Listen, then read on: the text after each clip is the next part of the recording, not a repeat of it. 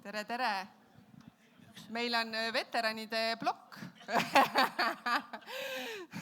Väga lahedad veteranid. Meil on Kalev Nurk ja Mati Ruul. Teeme aplausi. Aitäh ja ma esimest korda kuulen, et mu poole pöördutakse sõnaga veteran. Ma võtan seda täieliku komplimendina. Aitäh teile. Aga kas te olete tähele pannud, et meil on nagu Berkshire Hathaway aktsionäride kokku saamine, Mr. Warren Buffett ja Charlie Munger? Et ma just ennem, kui nad seisid seal, siis ma vaatasin, et väga sarnaselt panevad hästi kokku ja ma arvan, et siit saab sama huvitava kogemuse, et nendel on seda rohkem kui eelkõnelejatel ka vist kamba peale kokku. Jaa, väga kogenud. Ja võib-olla alustamegi sellest, et kui vanalt tegite esimesed investeeringud ja mis varaklassidesse? Kes see vastab veel kõigepealt? Mina tegin esimese investeeringu pärast 4. klassi. Ma tahtsin hirmsasti jalgratast saada. Ostsin jalgratta omale, käisin kõplamas ja ostsin jalgratta. Ja sa jääd tervisesse investeerida, eks ole? No, mina rattas ma jätan selle vahele, aga kui ma lõpetasin kõrgkooli ja läksin Kose kooli tööle õpetajana, siis ma mäletan, et kõik, mis kõrvale sai panna, see läks kõik poe ja ühe autoremondi töökoja üles ehitamiseks, nii et kõik see raha ja sealt see hakkaski peale, nii et mina hakkasin raha sinna laduma. See oli veel rubla aeg, nii et põhimõtteliselt ettevõtlusesse siis panid sina? Ettevõtlusesse, jah. No, ettevõtlus on nii või naa olnud mul tänase päevani nagu kõrval kaasas kogu aeg. No väga tubli. Oota, meil on üks pangalugu. Kalev on põhimõtteliselt põllumajandusettevõtet teed, eks ole. Ja sa oled teinud seda 30 aastat, just oli juubel. Ja sul on igasuguseid asju juhtunud seal tee peal. Et sul on mingi pangalugu, mida enam ei ole. Et mis lugu see on? No pangalugu on selline küll, et mina nagu investeerisin Tartu Kommertspanka. Panin raha, et esimene ja oi kui vahva, nüüd ma pääsen neist hoiupankadest ja kõigest ära ja see peab kestma igavesti. Ja olin aktsionär ja oli mul raha seal sees ja lõpuks kadus ära kuskile, isegi aktsionäride koosolekut ei tehtud. Mingisugust koosolekul ei kutsutud, lihtsalt tehti külmalt 1-0 ära. Et see oli esimene investeeringu kogemus selline. Võib küsida, mis see summa oli, mis sa siis sinna nii-öelda maha matsid? Vaata, need erinevad rahaväärtused on erinevad. Nii et ma praegu ei oskagi ütelda. Eurodes on ta ilmselt naeruväärne. Nii et Aga mis ta tollel ajal oli? Ta oli seal, järsku, kui ma ütlen, siis valetan. Ma praegu ei ütle seda numbrit. Aga kuna teil on tee ka jällegi päris pikk olnud, on ju, aga kas teil on ka mingeid investeerimisvigasid ja õppetunde ja võib-olla mõned on nendest jällegi plussideks muutunud tee peal? Mati võib-olla vastab sellele kõigepealt. No minul ei ole, ma kuulsin enne lõunaseid loenguid, need laisamehe hoiakuid mul ei ole, et börs ja krüpto ja nii edasi ja siis ootame 10 aastat ja ootame veel, et kogu aeg on sebitud 30 aastat täiega. Kus ma kanda olen kinnitanud, seal on hakkad midagi toimuma reeglina mõne aja möödudes ja mäletan, suurim ebaõnnestumine, ma vist räägin esimest korda siin, aga las siis olla, oli Sakus ja teada-tuntud ettevõtjatega, investoritega sai koos arendatud ühte projekti, see oli 10 aastat tagasi ja tollel ajal, kui Tallinna linnakoolid läksid rendile seal teatud ettevõtjate kätte, siis me tegime ka geniaalse plaani, et ehitasime ühe hoone ümber, et teeme lasteaiaks. Tollel ajal lasteaiakohti oli tohutult vähe Sakus ja kõik asi nagu läks lebase reega, saime hoone kätte, maa sihtotstarbet tuli ära muuta, kõik asjad tehtud, projektid tehtud, ehitame kõik, raha on sisse, kõik ära laotud ja siis toimus võimuvahetus, siis öeldi, et ei, me erasektori teenust sisse ei osta ja tollel hetkel meil oli tegelikult kõik raha mängu pandud ja siis juhtus siuke case, et ja ühel hetkel ei ole ja see raha sealt kätte ka ei saa. Siis me saime ühe 3. investori punti, kes meil raha andis. Ja lõpuks jäime ilma sellest majast, see oli 10 aastat tagasi, siis ma lasin Sakust jalga ka. Mõtlesin, ma sinna oma nägu enam rohkem ei pista. Läksin ära ja läksin muudele jahimaadele ja sealt mul on sellised meenustused. Muidugi seal on ka toredaid meenustusi ja kui Kalevil võib-olla see summa nagu meeles ei ole, siis no minul on hinge peal mingi 200 000 eurone laks. Et noh, see oli nagu selline õppetund, et kui kõik arvavad, et kinnisvaraga, millega ma olen kõige rohkem tegelenud just ja et sealt läheb kõik nagu lihtsalt, et sa teed midagi ja ehitad ja teed mingi asja valmis ja sa loodad, et see hakkab sulle tagasi tootma, aga see ei ole alati nii. Et see oli see minu üks suurim ebaõnnestumine, jah. No see on päris hea õppetund, sest et tõesti öeldakse, et kinnisvara on nagu selline hästi turvaline koht, kuhu siis nagu investeerida. Kas Kalevil on midagi lisada siia? Mõni selline kogemus, mis... No minu kogemus on tavaliselt selline ikkagi nõukaajal ei lihtsalt, kuhu sa ikka investeerisid. Sain nagu 77 ostsin esimese Korki linnast, ostsin omale sõiduauto. Laada oli siis see moment nagu näiteks ja kuhu sa ikka investeerisid. Talukohti ei olnud eriti, aga muidugi sai ikkagi tööga sai teenitud rahatarkus seisnes selles, et tegelesin, küll ma kartulit kasvatasin, siis tilli kasvatasin müügiks, siis otra kasvatasin, aga oma selle väikse 0,15 hektari peal, seal näiteks Nõokandis. Ma läksin pärast EPA-kooli 76 aastal, läksin sinna Nõo sovhoosi tööle, Nõo osakonna juhatajaks, seal oli Sigala, 5000 Sigala mul ja seal on praegu siis see Nõo lihatööstus on sama koha peal näiteks. Ja seal, kus ma lambaid omal karjatasin ja lehma pidasin tänu ämmale, selle koha peal on siis Nõo vallavalitsus praegu.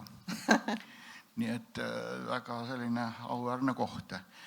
Ja näiteks tuli ju moodi, läks seal Rannukandis ja esimene säilituskapsas sort oli Tauerweis.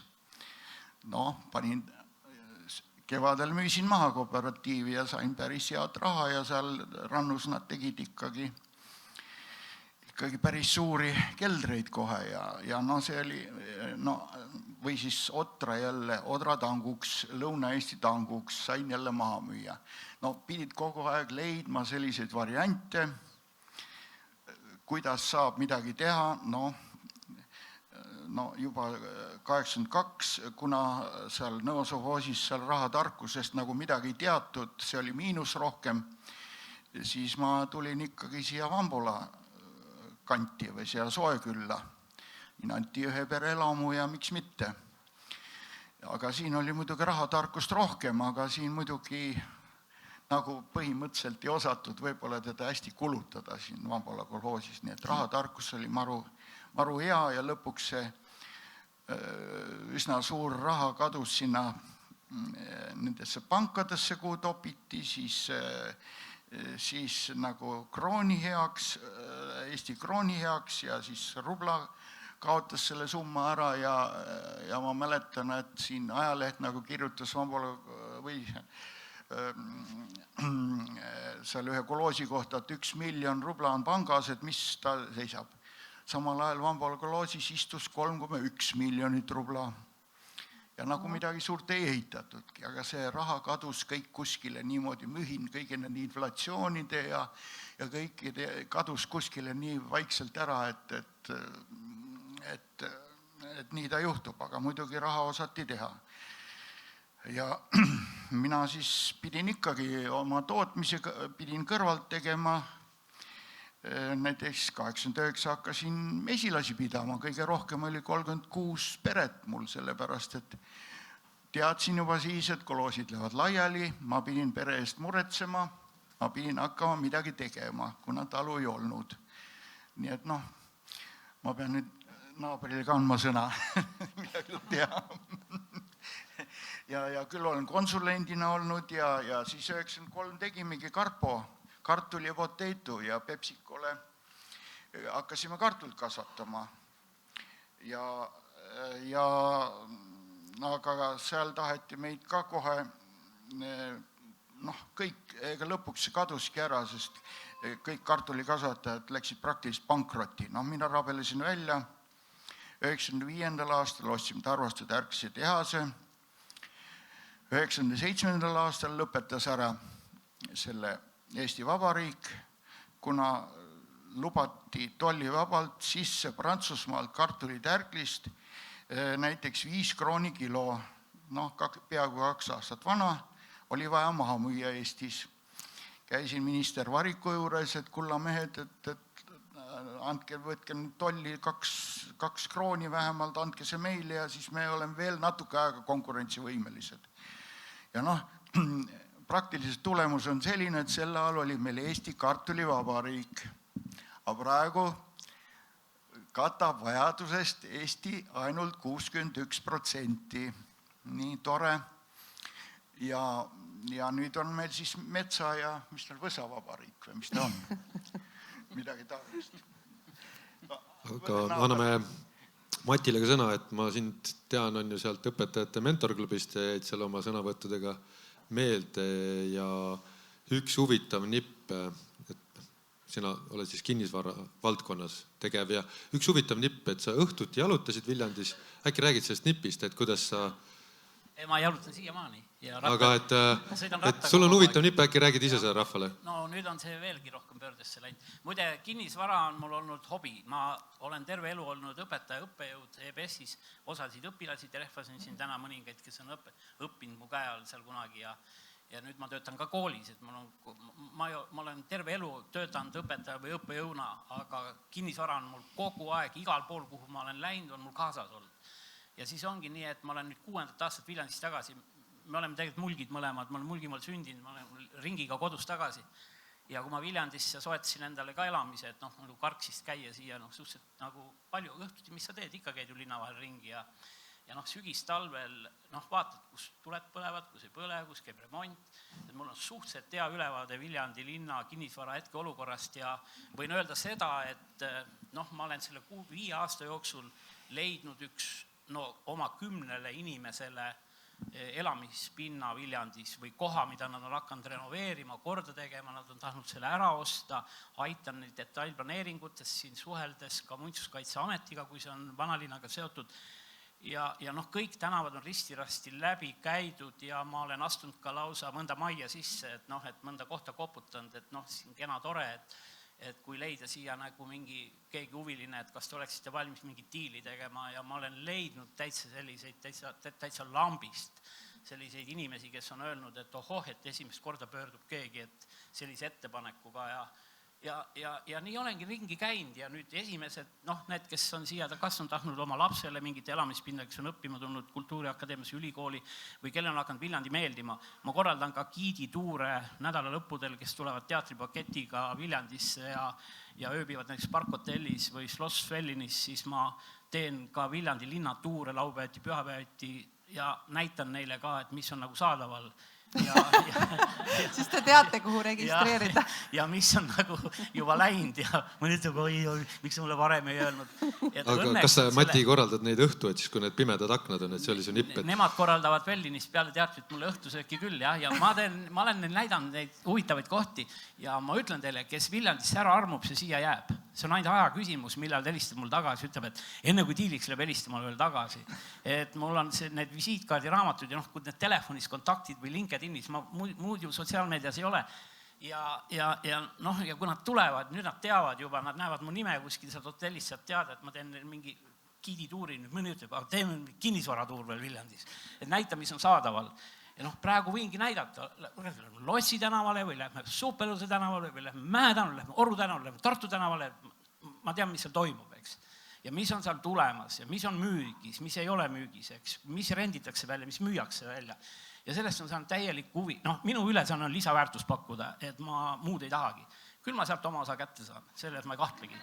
Ja rohkem mulle meeldis ennelõunane ütlus, et noh, lõpuks sa lähed siit ilmast ja võtad siis selle kurvadima rahakoti kaasa, sinna kirstu on ju, mille nimel on ju. Kõik on tehtud, lapsed üles kasvatud, suured, kõik toimetavad, kõik saavad hakkama. Mida ma siin põen? Mulle tiksub igalt poolt tasapisi ja mulle sellest piisab, eks, ja selles mõttes ongi, aga mul meeldib tegutseda kogu aeg. Ja tänu sellele, nüüd ma sõidan rattaga kogu aeg, jah. Siis saab kiiremini.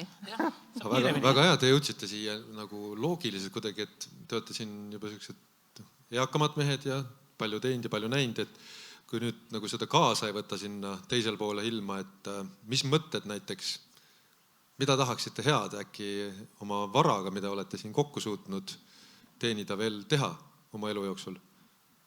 Mati?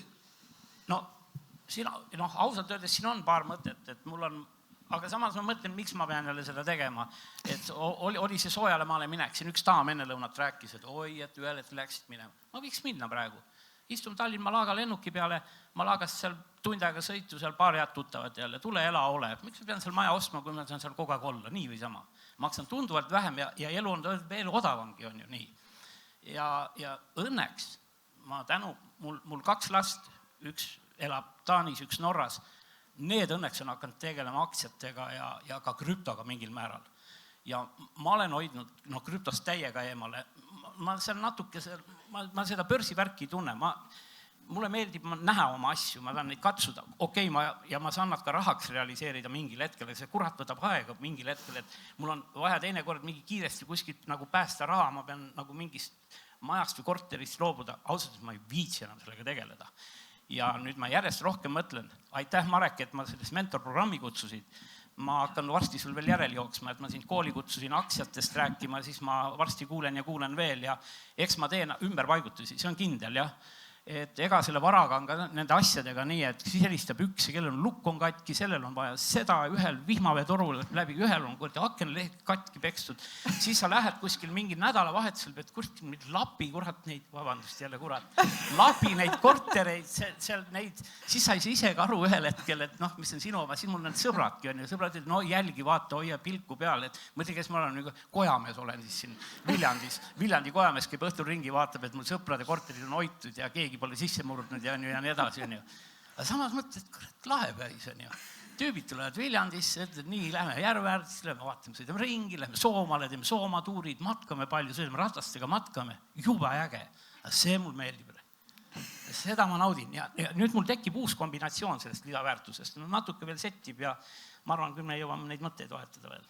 Aga Kalev, mis oled sina mõelnud, mida veel saaks võib-olla head teha või nagu Warren Buffett andis pool oma varandusest ära, et noh, Äkki? ma ei provotseeri, aga lihtsalt äkki mingeid mõtteid tekkinud, et Vambola kolhoos ei osanud oma seisvat raha hästi hoida, on ju, devalveerus ja kadus siis üldse ära. No minul on niimoodi, me oleme ka ostnud seal Karpo nimel küll 12 korterit ja 2 talukohta, aga põhimõtteliselt eeldus ka selline, et muidu oleks võib-olla see Soojaküla seal põhiliselt mingi pensionäride värk, aga ma olen kõik inimesed saanud tööle, pakkuda neile tööd ja siis ma olen ka üks on veel remondis, 2 on juba üürile antud ja teisipidi ma eeldan seda, et ilmselt Soojaküla rahval see kinnisvara hind on ka kõrgem natuke, kui ma kõik tühjad korterid ära ostan näiteks.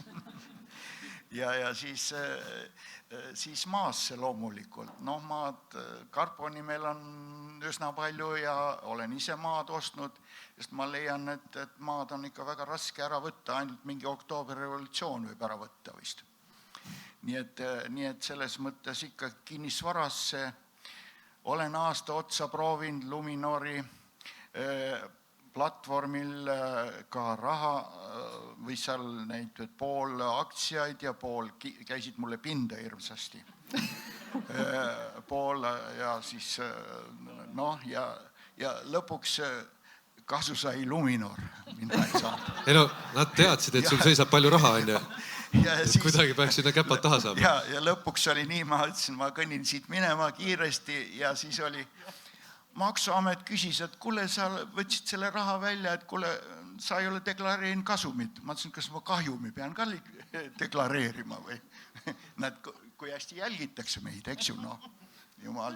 Nad ikka lugesid kõik Ja, üle, aga, mis oli. aga muidugi sel teemal nagu on mõte ikkagi, et 28 inimesel on tööd ja niisugune missioonitunne ja algusest peale on ikkagi on ainult minul olnud usku sellesse firmasse põhimõtteliselt, teised ei ole nende osakuid tahtnud ostagi ja nii ja naamoodi siis ja samas mõte töötab ja olen kogu aeg tegev selle asjaga ja samas nagu ka ma kahtlen et siis ma nagu, kui ma nüüd selle asjaga ei tegeleks üldse, siis ma nagu kuidagi ei tunne ennast tegusana või kuidagi kehvalt tunnen, aga siin üks eelnev ütles, et 1/3 on tal ees, no minul on ka 1/3 veel ees. Väga õige. 73 aastat küll, aga 1/3 on ees veel, eks. Et no, mis seda ikka, põrutame edasi. Väga tubli. Kas Külli tahad midagi küsida või ma viskan? Jaa, ei, ma lihtsalt oli see, et tegelikult Kalev tegutseb põhiliselt Soekülas, et kui keegi arvab, et jällegi maal ei saa ettevõtlust teha, siis üks kange mulk jälle teeb. Ja seda 30 aastat, et see on nagu juba ise väga väärt saavutus. Ja nagu ta ütles, et ta ise uskus sellesse, et kui te ise usute, et te suudate midagi teha, siis te suudate, ükskõik mis tingimustes.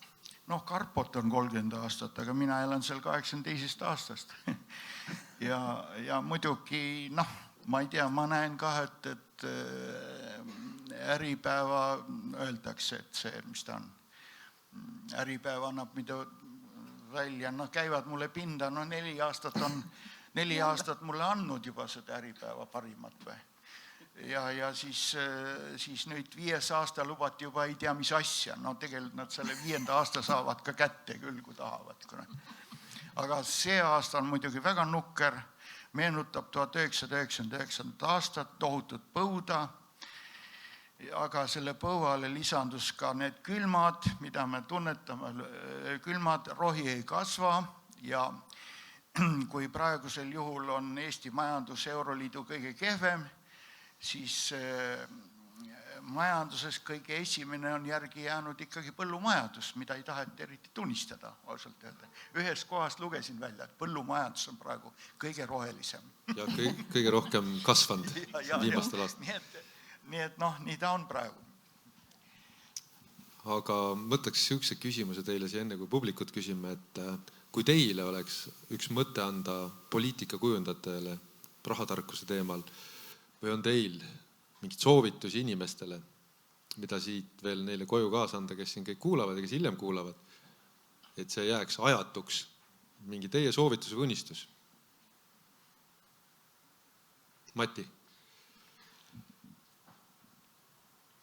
Ma ei tea, mul on selline mõtteviis, ma ei tea, mis asi see on, et olles nagu müügi ja turunduse sees igapäevaselt nagu paralleelselt, et mis seega ei oleks, millel annab lisaväärtust luua, ehk siis odavamalt osta, natuke vunsid värgid-särgid ülesse ja tuld edasi. Midagi teha, nii see paraku on, mõni ütleb, susserdad seal vahepeal, mida on ju. Mu kõige edukamad asjad on olnud detailplaneeringud. See on paras pusimine, asjaajamine, kui sa oled veel sellisel territooriumil, kui on mingi Natura ala kõrval või Otepääl või looduspark, eks.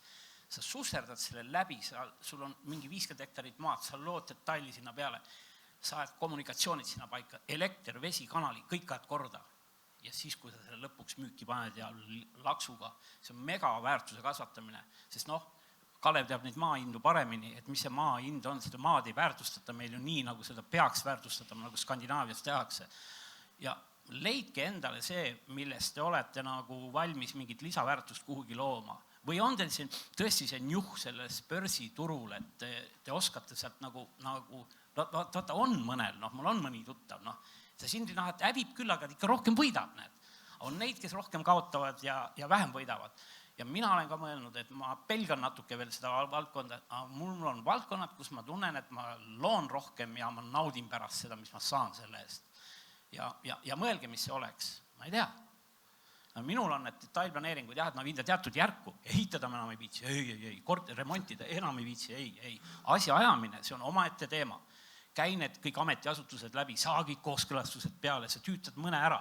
Ma ütlen, ausalt, ma pole altkäemaksu kellelgi maksnud ja selle eest mõni ütleb, et no mis sa maksid seal Otepää looduspargist, et sa said loodusparki ehitusloa, sa said veekogu sinna teha, on ju. Ei maksnud mitte midagi, lihtsalt lõpuks tüütad ära nad, on ju. Ja leiad mingi vana kaardi, kus on mingi väike veesilm peal ja räägid mustavalgeks, ütled, siin oli ju veekogu ja siis lüüakse pitsat peale, et sa võid taastada siia veekogu.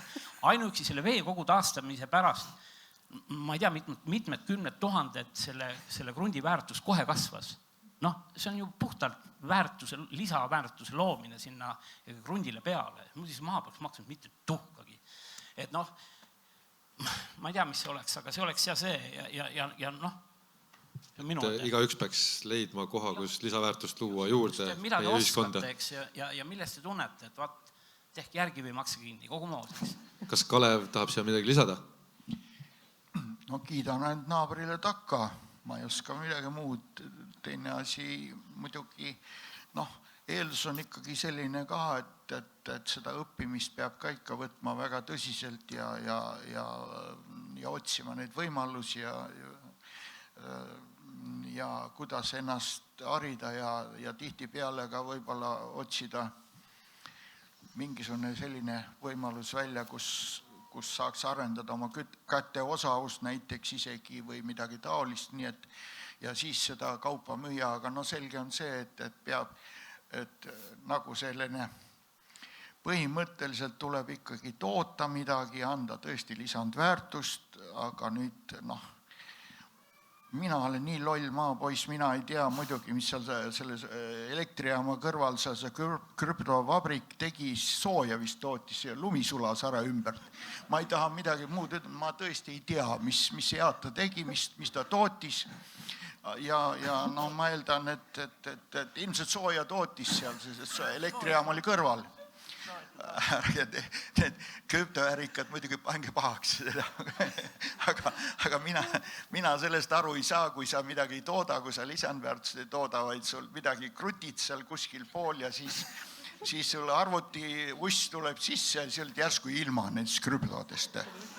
Ja ma ei saa ja tõesti seal midagi, no ei oska midagi muud rääkida. Krutid ära, Väga hea.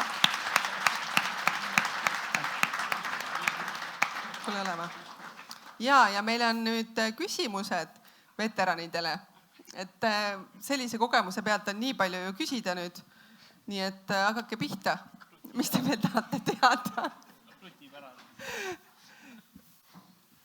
Kes see küsib? Ärge nüüd olge. Liisi.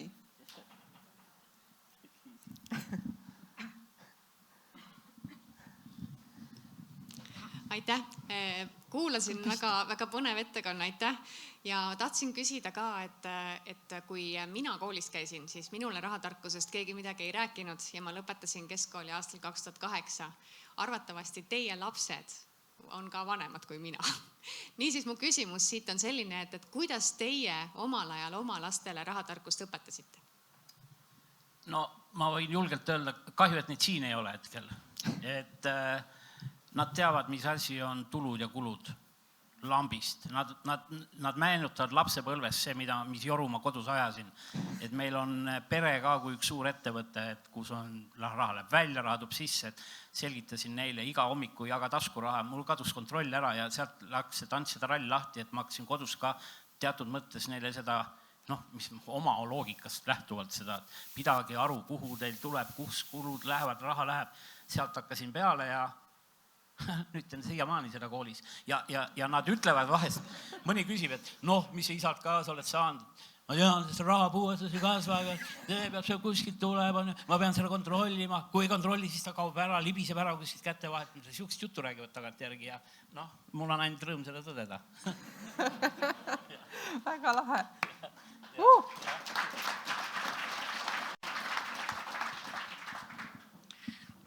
Minul on see natuke hell teema, sest mu suguseltsis on niimoodi, et nad kõik kardavad seda firmat ja seda asja ja värki, nii isegi proua ütleb, et müü maha, noh, ma ütlen, kuidas ma oma missiooni nüüd ma hakkan maha müüma. Teine asi, kas nüüd see eestlane on tõesti see orjarahvas, et ta peab kõik austerlastele ja ei tea, kellele maha müüma, kõik soomlastele ja puha. Ja siis, nagu siin kunagi väideti, et noh, mingisugune erakond väitis, et küll eestlased ostavad tagasi. No küll nad on ka ostnud tagasi tegelikult, aga ikkagi ma leian, et eriti need maad ja mis asjad kõik maha müüakse, see on nagu minule vastukarva. Aga no see pere teema on natuke hell teema, sest poiss lõpetas ülikooli ja kõik ära puha, aga sai selle moodsa haiguse ja on praegu ikkagi juba 5 aastat jälle 100% töövõimetu ja depressioon, või kuidas öeldakse. Anti jälle ja no lootsin. Aga no tütrel on oma amet ja elab Tartus ja nii ma siis pean nagu edasi rabelema, nii et midagi aita. Ja siis võib-olla tõesti, mis siis edasi juhtub, ei oska ütelda.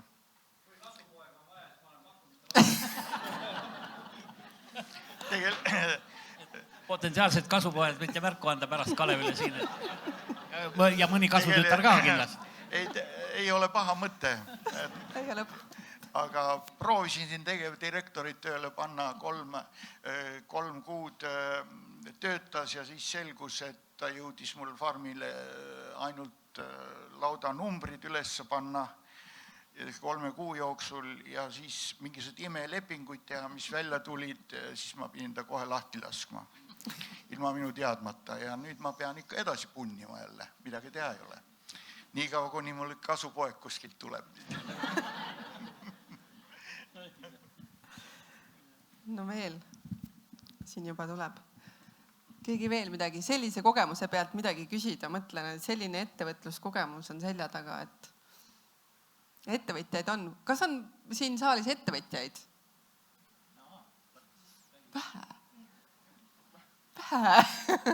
Nii palju arenguruumi, et siin on nagu sellised veteran ettevõtjad. Muide, see on huvitav trend. Ma tulin täna, mul oli majandusõppetund koolis ja ma ikka vahest küsin samamoodi, no kas on keegi veel, kes ettevõtjaks tahab saada, järgmine aasta läheb ettevõtlusõppaine 8. klassis edasi ja ei taha saada ettevõtjaks. Kõik tahavad rahatarkust teada. Aga mitte läbi ettevõtluse. Et see on, ma ei tea, just ma räägin, et mõnda üksikut kätt, aga ma olin enne lõunat siin, kui Marek küsis, et kes on börsil, kätemeri või puu. Ja, aga ettevõtlus ongi ju üks selline väga kiire viis või kõige parem viis, kuidas seda raha saada. Meil on üks edulugu koolis ka, meil minifirma sai Eestis teise koha, ma juhendan seda minifirmat ka, no tõesti 3 sepa poissi teevad sepiseid ja sepatööd ja nad on koolis tegelikult väga populaarsed, see on tõstnud ettevõtluse trenditaset praegu koolis, sellepärast et teised noored näevad, et aga näed, nad käivad igal aadal müüvad, kogu aeg saavad kasumit, kogu aeg on raha. Neil on raha, nad on tegelikult väga kasumlikult töötanud ja see on väga hea nagu innustus praegu teistele kooliõpilastele, et innustada neid ettevõtlusesse rohkem ja ma näen, et mul on ka sinna oma rolli anda tulevikus kindlasti. Muidugi ei tee neid ettevõtjaid juurde, et eks sealt nad nagu tulevadki. Linnatuurid on täpselt nii, et need ei ole nagu siin suviti Viljandis on, et iga laupäev ja pühapäev kell 1 seal Vabaduse väljakul. Et üldiselt on nii, et mul on vahest reede lõupäeval tulnud kõne, et kas sa saad hommikul kell 9 olla parkhotellis. Ma ütlesin, okei, ma olen, et ma siis Karksisse ei sõida oma sünnikodusse, et ma jään Viljandisse ja hommikul lähen sinna ja siis teeme tuuri. Et mul on tekkinud seal 2 hotelliga selline hea kombinatsioon ja siis räägid ka linnast. Ma käisin läbi Viljandi muuseumi ja ma õppisin ka teatud asjad selgeks. Ikka Viljandi kohta palju loetud, ega päris pada ka ja seal giidituuril. Aga see selle varjus, ikka näitad on ju, et ilus on nüüd. Mina tahan näha, et Viljandi vanalinn saab korda. Ja meil on üks suur ettevõtmine praegu, kes Viljandi linna tunneb, siis Tartu tänava, mis mäest alla läheb Tartu tänava seal, kus praegu Aasa külaliste maja teeb seal oma nagu need juurdeehitused kohe edasi. See sai nüüd selle omanikuga saime üks päev just kokku. Jama on muidugi see, et Muinsuskaitseametiga võtab jälle 2 aastat aega, et need asjad, kõik nad on venivad. Mu enda asjad kell on 10 aastat, kõik Otepääl 10 aastat jälle, Saaremaal 10 aastat. Et aeg läheb nii kiiresti, et kas ma näen, muidugi ma tahan ära näha, et see Viljandi linn muutuks ilusaks pärliks, aga nii toodki neid inimesi. et noh, nii on. Tere! Ma olen siis küsimus noore ettevõtjana, et kui te olete küsinud või olete pidanud toime tulema siis läbi erinevate riigistruktuuride, majandusmudelite, et kuidas on olnud nende erinevate mudelite sees ellu jääda ja mis on aidanud nende muutustega kohaneda? Väga hea küsimus. Mind on aidanud üks asi, need on tohutult head sidemed ja tutvused läbi EBS-i õpilaskonna. Ise koolis, kui ma olin klassijuhataja, mul on väga paljud tuttavad, kes on oma ala spetsialistid Eestis, tippspetsialistid.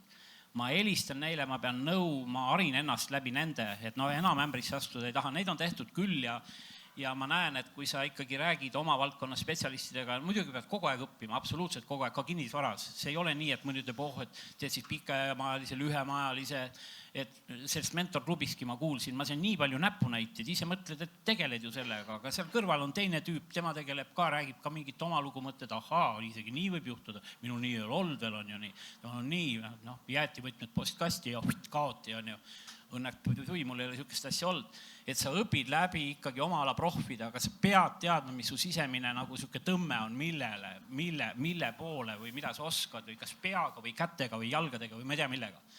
Aga küll sa leiad siis endale need nõuandjad ka ja abilised kõrvale, kes sind aitavad nagu kiiremini sellest keskmikust massist nagu kõrgemale pürgida. Et seal kõrgemal on õredam ju, et sa saad sellest keskmikust läbi paremasse positsiooni. Oled siis parim maakler Eestis või ma ei tea, kes vaid, eks. Ja nii sa lähed ettevõtjana. Ma ei jäta õpetamatega, aga ettevõtja mul meeldib ka olla.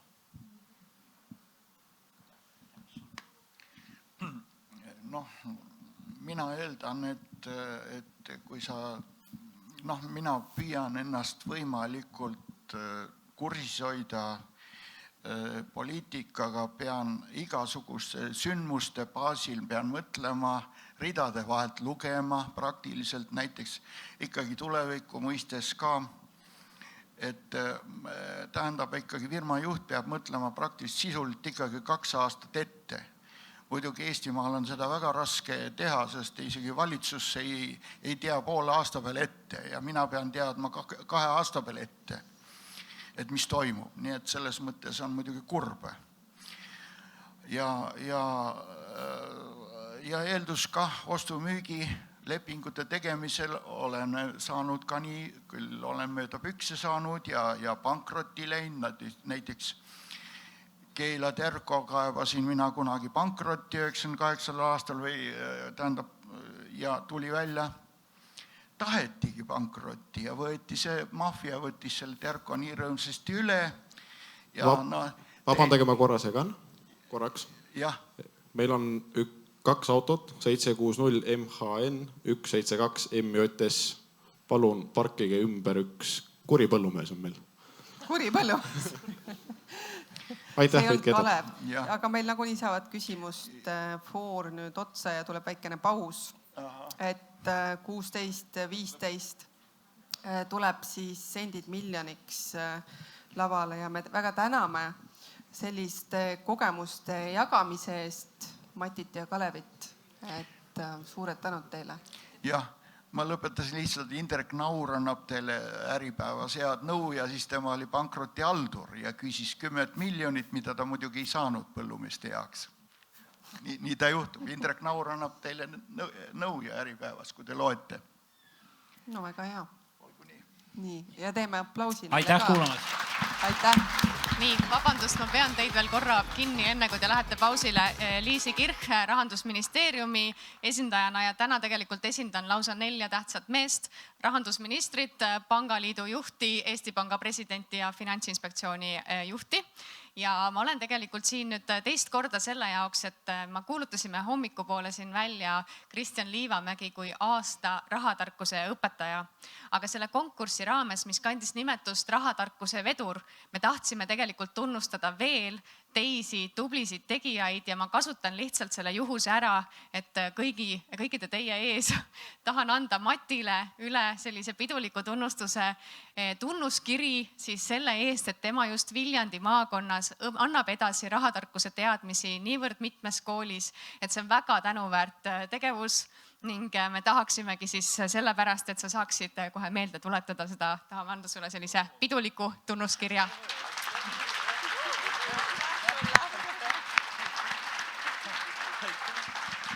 Ja ütlen veel selle ka, et kes tahab lugeda Matist täpsemalt, siis võtke lahti tänane Sakala ja te saate kohe palju targemaks, mida kõike Mati teeb.